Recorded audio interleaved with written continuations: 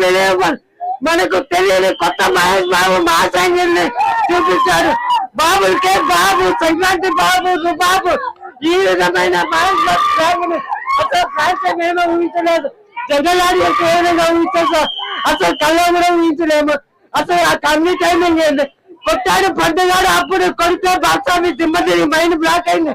ఇప్పుడు రమణ గారు కొడుతుంటే అసలు మరతేసి తిరగేసి కొడతాడు.